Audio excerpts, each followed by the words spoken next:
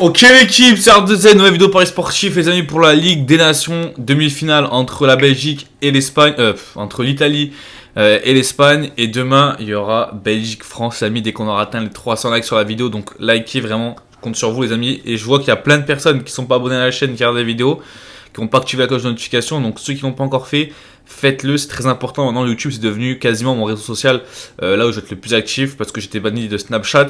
En fait, c'est pas j'étais banni de Snapchat, c'est Snapchat. Je sais pas si vous avez fait gaffe, ils ont changé dans leurs paramètres. Et en gros, dès que tu fais des paris sportifs sur Snap, t'es bloqué. Donc, il n'y a pas que moi comme pronostiqueur qui a été bloqué sur Snap. Il y en a plein que je connaisse. Leur compte a été sauté. Et quand tu recrées un compte, c'est pareil, ils te sautent ton compte avec l'IP. Enfin bref.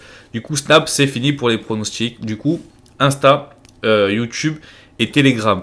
Déjà, pour ça vous dire, je lance une montante sur Insta justement pour la Ligue des Nations. 3 paliers, objectif 1000 € à 5000 €.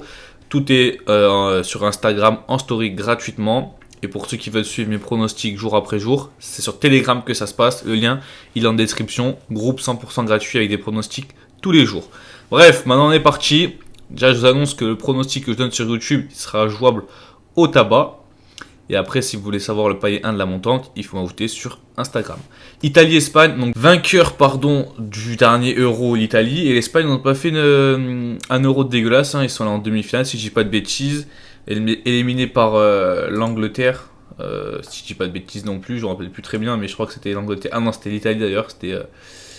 Ah oui, oui, je suis bête. C'était au penalty. Italie-Espagne, les amis, au niveau des codes, déjà ça se joue à San Siro, à Milan, en Italie. 2,25 pour l'Italie, 3,20 le nul et 3,60 pour l'Espagne.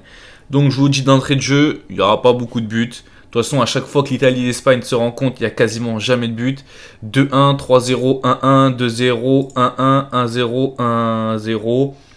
4-0, c'était quand l'Espagne avait gagné contre l'Italie en finale de l'Euro.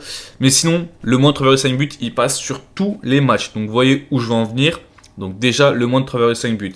Après, on va pas se mentir quand même que ça joue en Italie. Ça avantage beaucoup les Italiens. D'ailleurs, personnellement, je ne sais pas pourquoi, mais est-ce que vous savez pourquoi ça joue en Italie et non en Espagne ou sur un terrain neutre? Ça, j'aimerais bien savoir. Si vous le savez, dites-le moi. Donc, logiquement, les amis, on va prendre l'Italie ne perd pas à domicile. En plus, l'Italie, ils sont sur 38 matchs, je crois. Je ne sais plus exactement le chiffre, mais en tout cas, c'est le record. Sans défaite. Donc, c'est incroyable. Est-ce que ça va être la première défaite? Honnêtement, je pense pas. Moi, je vous dis direct où je veux en venir. Italie ne perd pas et moins de 3,5 buts. La cote, franchement, elle est magnifique. Elle est à 1,60. Moi, personnellement, je vais jouer dessus. Et après, je vais aussi jouer sur le palier 1 de la montante. Et après, peut-être que le palier 1 de la montante, c'est le pronostic YouTube. Et ça, pour savoir, il faudra voter sur Instagram et comparer les deux pronostics. Bref, c'était R2Z. On se retrouve demain pour Belgique-France, l'autre demi-finale. Ciao tout le monde.